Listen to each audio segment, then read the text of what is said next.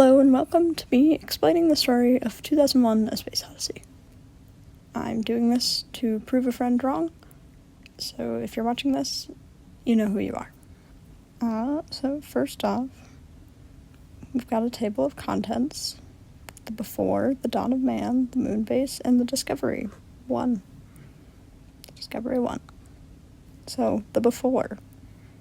And this is before the beginning of the movie. This is the stuff that happened before the movie takes place. There was a civilization somewhere, sometime, and the civilization got super advanced, which led to ascension. The civilization, they were flesh-based, and then they transferred their consciousness to machines, like Portal, the game Portal, not like through a portal. They uploaded their consciousness, and then they abandoned the machines and became basically beings beyond physical shape and form, just pure energy and light. And then after ascending, these life forms, who I'll just call the Arbiters for the sake of brevity, began going through the universe and finding planets where there was a potential for advanced life forms. The novel compares them to farmers sowing seeds and reaping crops, picking and choosing what thrives and what falls off. And they do this using a special tool called the monolith, which brings us to the dawn of man. So we've got the book calls them man-apes. IMDb calls them Australopithecines. Basically, they're just meant to be like our early primate ancestors. They live a simple life. Most of them are constantly starving, and they are often preyed on because they don't really have much to defend themselves with, and they yell at the other group every day. That's kind of it. It's their life. Then the monolith showed up. In the book, it possesses the primates and puppets them around, and leads to them getting weapon and tool use. So now they start learning how to use bones as tools, including but not limited to as weapons, which allows them to kill their rivals and kill predators and kill larger animals for food. So they advance and become modern-day humans. Yay! And the iconic jump cut where Moonwatcher, the main guy, throws the bone in the air, and it jump cuts to something floating in space, and it's often called a satellite, but it's actually a bomb. It's a nuclear bomb, and it's supposed to be a jump cut from the first weapon to the most modern and advanced weapon. So yeah, just a fun fact. Now we go to the moon base. First order of business. We've got Haywood Floyd. He is the chairman of the National Council of Aeronautics, I think. There's a lot of different random names. He is on his way to the U.S. moon base at Tycho, where they've discovered something. I wonder what it is. There's most of this stuff is pretty much not that important. He FaceTimes his daughter, and he talks to Dr. Andrei Smyslov. I probably butchered that. I'm trying to learn Russian. Smyslov, I don't know. He talks to his buddy, who's a doctor, and some other people, and they ask him about the quarantine at the moon base, because the moon base has been quarantined, and they're like, oh, is there a disease? And he's like, no, but he won't say what it is, because it's confidential. So we get to the Tycho crater, and they found a big old brick. I wonder what that brick was.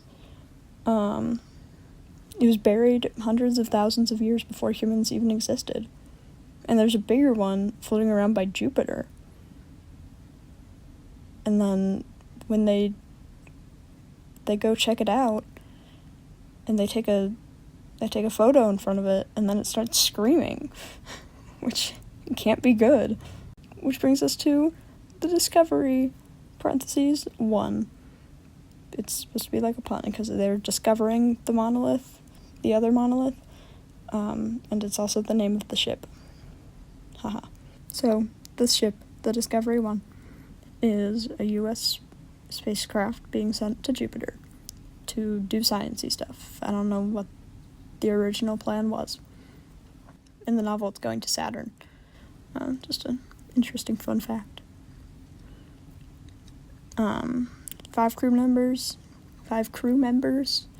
3 are kept in hibernation, and they've got a state-of-the-art HAL 9000 computer. And there's also a secret mission that only the hibernating crew members know about. The 3 hibernating crew members and HAL 9000. And that mission is to check out the highly classified monolith floating outside around Jupiter. Onto the crew. This is the crew. Got David Bowman, the commander or something. We've got Frank Poole, who's canonically circumcised. That's his job title. He's canonically circumcised. And HAL 9000, the computer. And these guys, Kaminsky's the only one who has a decent picture of his face. The other ones are just guesses. Yeah, so Dr. Charles Hunter, Dr. Victor Kaminsky, and Dr. Jack Kimball. Spoiler alert, they really aren't that important. Anyway, Hal reports that the satellite that keeps Discovery connected to Earth will shut down in 48 hours, which is not good, because then they won't be able to talk to the people on Earth. They won't be able to say, Houston, we have a problem. And side note, I absolutely adore the scene where Hal initially says that the satellite is going to shut down, because it's Hal's subtle cry for help before he takes shit into his own metaphorical hands. So they have a few options of what to do next. They can let the time run out, and if the satellite still works, then it was a false alarm, and if it stops working, they can better pinpoint the issue, or they can have someone go out and replace the faulty part with a backup, which is what they end up doing. Frank replaces the part. He goes out in the little pod, and he gets it. Then he and Dave test it to see what was wrong, but there was nothing wrong, and the satellite is still going to fail. So, womp womp. Frank and Dave are starting to get a little bit suspicious of Hal, for definitely no reason. For one, the mission control on Earth determined that the Discovery HAL was wrong in predicting the issue, because they did a test with their own HAL computer, and it didn't say the same thing. So the 2 humans hide out in one of the EVA pods, where Hal can't hear them, and they discuss what to do with Hal if he is lying. They decide that if Hal is lying, they will disconnect his higher brain functions, which would keep all the background essential stuff working, like keeping the crew members alive and the ship running and stuff. But Hal would, their personality would die. They would be lobotomized. The books do refer to it as lobotomy a few times. Maybe not a few times, just at least once. But for now, Frank has to go back out and replace the faulty part. Ruh-roh, again!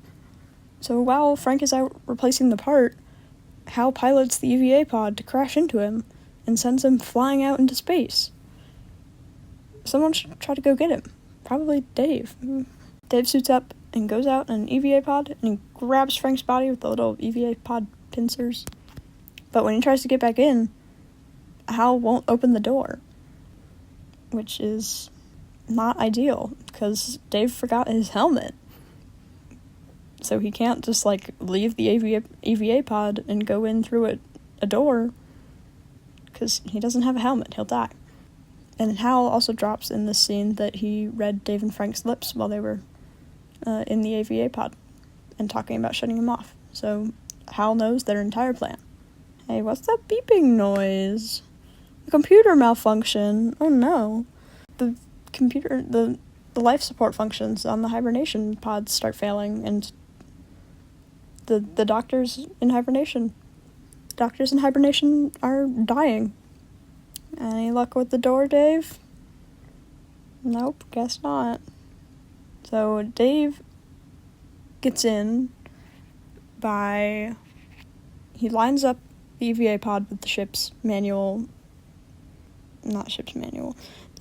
emergency airlock, and then he launches himself out of his pod and into the airlock, and then grabs a helmet after he closes the airlock. It is very lucky that he survives. And now he is about to mess Hal up. Lobotomy time! So Dave goes into Hal's processing core and begins disconnecting their memory banks, despite how much Hal pleads with him to stop. And in the book, the bricks are completely removed.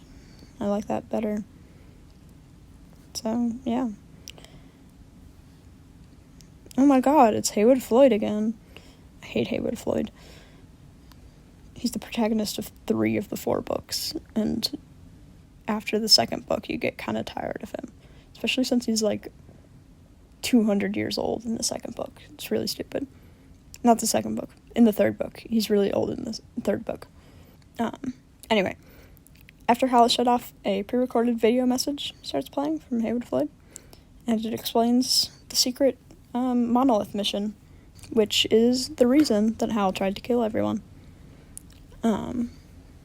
He was programmed to not lie, but then his instructions were, don't tell these people about this thing, and it drove him nuts. And the only way for Hal to fix the internal conflict was to cut off communication with Earth, because the conflicting orders were being given from Earth. That's why they say the satellite's going to fail, which just causes more problems because the pilots are going to shut him off, which leads to him trying to kill everyone and to actually pretty successfully killing almost everyone. So, yeah. Now we've got the horrors. Dave goes back out in an EVA pod to investigate the monolith, and he gets dragged inside and towards somewhere. The scene is 10 minutes long. It's 10 minutes long of opera music and psychedelic colors. Yeah, I don't even know where to start with this. This is a bit much. He gets dragged into a hotel room where the arbiters study him for a while, and then they decide, you know what, we're going to make you one of us. And then he becomes a giant glowing fetus, and that's the movie. 100 likes and I'll explain the rest of the franchise. Like and subscribe. And thank you for watching. I will use the shit out of this "Whoa, monolith be upon ye" meme. I've used it 3 times now. But yeah, that's it. Thank you for watching. Bye.